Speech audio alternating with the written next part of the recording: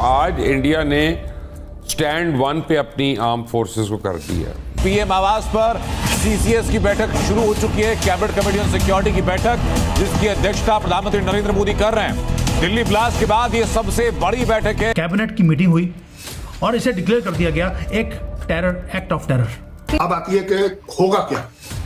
This bomb of Delhi is decided by us as a act of terrorism. और हमने पहले बोला था act of terror means act of war, और अब छोड़ा नहीं जाएगा। स्टैंड 1 का मतलब है कि पूरी अफवाज को बता दिया गया है कि 1 घंटे के नोटिस पे आप जंग करने के काबिल होना चाहिए। तो ये खबर ऐसी है कि दिल पर अजीब बिजली सी गिरी है ये खबर सुन के। फिर जंग होगी, फिर कुछ ना कोई झड़प होगी, और अब जो होगी वो पहले से ज्यादा होगी। अब पुलिस और आर्मी के जो जवान हैं उनकी जो छुट्टियां थी वो कैंसिल कर दी गई हैं across multiple states. Delhi blast में गिरफ्तार डॉक्टर शाहीन पर बड़ा खुलासा हुआ है। डॉक्टर शाहीन को जैश से फंडिंग की गई थी। मिनी रिक्रूट कमांड सेंटर के लिए जैश से फंडिंग की गई और इंटेलिजेंस की रिपोर्ट्स आई हैं, और एक रिक्रूटमेंट का सेंटर था जहां पर प्लॉट बनाया गया था कि कैसे अगले 2-3 सालों में जो बच्चे हैं मुसलमानों के, उनको रेडिकलाइज कैसे करना है। जहाँ एक तरफ पाकिस्तान को मशरकी बॉर्डर से खतरात लाहक हैं, तो दूसरी तरफ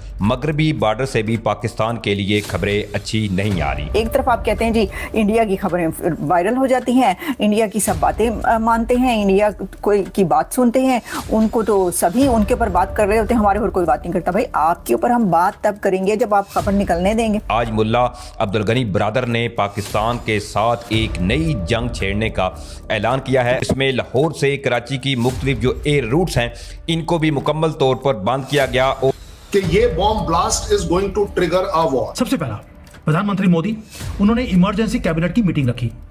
ये कोई रूटीन मीटिंग नहीं थी, ये कैबिनेट कमेटी ऑन सिक्योरिटी है जिसे बुलाया गया। पहला एक्शन क्या था उसमें? हर एक चीज बड़ी इंपॉर्टेंट होती है और जो वर्ड्स यूज किए गए हैं वो उससे भी ज्यादा इंपॉर्टेंट है। पहले था 2 मिनट का साइलेंस, जहां पर जो लोग मारे गए उनको श्रद्धांजलि दी गई। उसके बाद रेजोल्यूशन आया, रेजोल्यूशन दिया इंफॉर्मेशन मिनिस्टर अश्विनी वैष्णव ने। ये ऑफिशियल डिक्लेरेशन है कि ये टेरर एक्ट था, टेरर अटैक था, ये ब्लास्ट नहीं था, ये कोई इंसिडेंट नहीं था, ये टेरर अटैक है। और वर्ड्स मैटर करते हैं डिप्लोमेसी में, मैंने पहले बोला है। ये डिक्लेरेशन हर चीज को चेंज कर देती है लीगली। यूएपीए की जो प्रोविजंस हैं उसे हमने एक्टिवेट कर दिया। क्रॉस बॉर्डर जो इम्प्लीकेशंस हैं हमने वो भी बता दिया कि बॉर्डर के उधर से कोई ना कोई काम हुआ लगता है, अगेन हुआ लगता है, पाकिस्तान का हैंड इसके अंदर है या नहीं है, इसकी इन्वेस्टिगेशन शुरू कर दी। और जैसे ही हमने ये इन्वेस्टिगेशन शुरू करी है, आप देखिए पाकिस्तान ने क्या किया। पाकिस्तान भी सदमे में है, उनको मालूम है कि उनका हाथ इसके अंदर था और वो पकड़े गए तो भारत छोड़ेगा नहीं, क्योंकि हमने पहले बोला है any act of terror will be act of war. इसलिए ऑपरेशन सिंदूर हमने बंद नहीं किया। कृष्ण जी की बात याद है आपको कि हे द्रौपदी, तुम्हें कृष्ण के ऊपर विश्वास हो ना हो, दुर्योधन पे विश्वास रखना।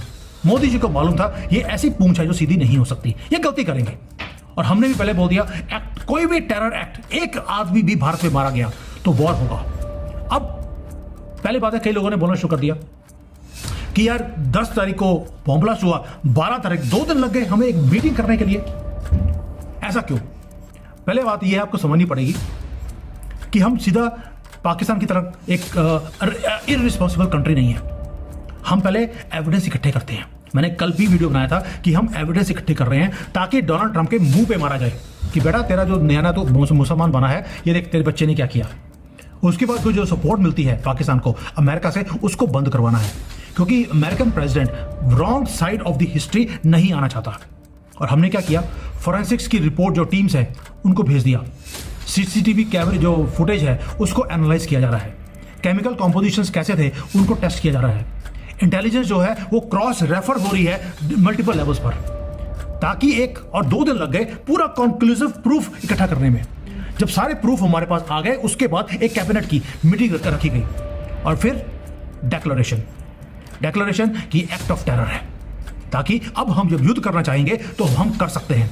मैंने पहले बता दिया 2 बहुत बड़ी डेट्स आ रही हैं, 26/11 और वो महादिन 6 दिसंबर, जब गंदी बाबरी मस्जिद हमेशा के लिए हमने दफन कर दी। दफन क्या, हिस्ट्री की बुक से खत्म कर दिया उसको।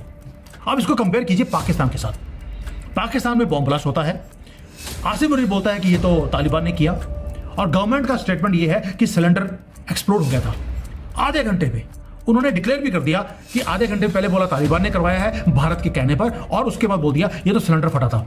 इनका तो कुछ ना कुछ फटा ही रहता है। कोई इन्वेस्टिगेशन नहीं, सिर्फ डिनाइल, अपनी धाक बचाने के लिए। और भारत केस बिल्ड कर रहा है professionally, systematically, with credible evidence. क्यों?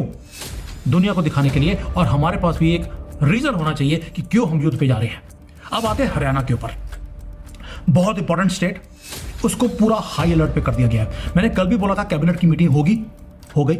मैंने दूसरी बात बोली थी, हमारी आर्मी को अब डिप्लॉय किया जाएगा दोबारा से, क्योंकि हमें 10-20 हज़ार करोड़ रुपए खर्च हो जाएगा आर्मी को डिप्लॉय करने के लिए, सारे रिसोर्सेज को ट्रांसफर करने के लिए। पाकिस्तान अफोर्ड नहीं कर सकता, इसलिए उनको डिवाइड करना जरूरी है 4-5 जगह पर, और ये डर अच्छा है। लेकिन जो हरियाणा ने किया, वो जो पहले दो चीजें बोली थी वो हो गई। अब आते हैं हरियाणा के ऊपर, क्रिटिकल डेवलपमेंट है, क्योंकि जो गाड़ियां यूज हुई वो सबके नंबर थे हरियाणा के। चीफ मिनिस्टर जो सैनी हैं, उन्होंने इमीडिएटली एक्शन लिया, पुलिस को बोल दिया तुम्हारी छुट्टियां कैंसिल। सिर्फ लीव ही नहीं, पूरी कैंसिलेशन है टिल फर्दर ऑर्डर्स। आप बीमार भी हैं तो भी आपको आना पड़ेगा। Why Haryana specifically? क्योंकि जो रेड फोर्ट मिली वो भी एक जो विलेज था खंडावली करके हरियाणा में, वहां पाई गई है। फरीदाबाद में आपको केमिकल्स मिले हैं, एक्सप्लोजिव्स मिले हैं। अल फला यूनिवर्सिटी जो है वो अंडर स्कैनर है, क्योंकि वहां पर रेडिकलाइज्ड लोग वहां पे बैठे हैं। पीएफआई के साथ उसके कनेक्शंस मिले हैं। मेरे पास पूरी डिटेल्स आ गई, अगली वीडियो में उसके ऊपर बनाऊंगा। सो शकील साहब, डोवल जब कुछ कह रहा है तो इसी को बोला जाता है कैरेट एंड स्टिक। कैरेट हमारा फेल हो गया, हमने जितनी बार पाकिस्तान को प्लीज करने की कोशिश करी शायद फेल हो गया। डोवल उसका चश्मदीद गवाह है। तो उसने बोला यार ये स्टिक उठाने में और बताने में क्या डाउट है कि यार हम भी इस तरह के ऑप्शंस देख सकते हैं। ऐसी बात नहीं है कि हमारे पास ये ऑप्शन ही नहीं है। भाई आप एक बात बताइए ना, डोवल आपके सामने और क्या बोले? मतलब कहीं ना कहीं कॉन्फिडेंस बिल्डिंग मेजर होंगे तभी ना। अब जब वो नहीं दिख रहे हैं तो वो बंदा रेडिकल होकर वो भी बोलने को तैयार है कि भाई हम भी इस तरह के ऑप्शंस कर सकते हैं। जैसे कि हमारे डिफेंस मिनिस्टर ने पहली बार कहा, न्यूक्लियर से रिलेटेड पहली बार कहा कि हमारी जो नो फर्स्ट पॉलिसी है ये हमारी कमजोरी नहीं है, it can be always reviewed. Otherwise आज तक कभी नहीं कहा। क्यों? क्योंकि आपके यहां से आवाज इतनी ज्यादा जोर से उठी कि न्यूक्लियर बॉम्ब तो होने ही वाला है, इस्तेमाल होगा ही होगा, ये इस्लामिक बॉम्ब भी बनेगा, ये भी बनेगा, वो भी बनेगा। सो देयर आर टाइम्स कि in politics and in such international relations आपको काफी कुछ कहना पड़ता है और काफी कुछ बिना कहे भी करना पड़ता है। ट्रंप के पास जो मैसेज है इंडिया का, आप देख लीजिए, कल उन्होंने बोल दिया कि India is right now not happy with me but they will very soon be happy with. हमने तो कभी नहीं बोला, हमने ट्रंप को कोई जवाब नहीं दिया। हमने अपनी इंटरनेशनल कम्युनिटी को बोला हमने जो ट्रंप कह रहे हैं हम उसके साथ नहीं, हम उसके टैरिफ के साथ नहीं, हम उसके सीज फायर के साथ। हमारा अपना डिसीजन मेकिंग है, हमने अपना डिसीजन मेकिंग किया है। वो हमारे और पाकिस्तान के बीच की बात है, ये हम दोनों के बीच का मामला है, इसके बीच में तीसरी पार्टी नहीं। Same goes for tariff now. अगर आपको वीडियो पसंद आए तो चैनल को सब्सक्राइब करें और बेल आइकन को जरूर दबाएं ताकि आपको ऐसे ही लेटेस्ट वीडियो की नोटिफिकेशन मिलती रहे। Thank you for watching. मैं हूं विवेक, मिलते हैं नेक्स्ट वीडियो में। Stay updated and stay safe.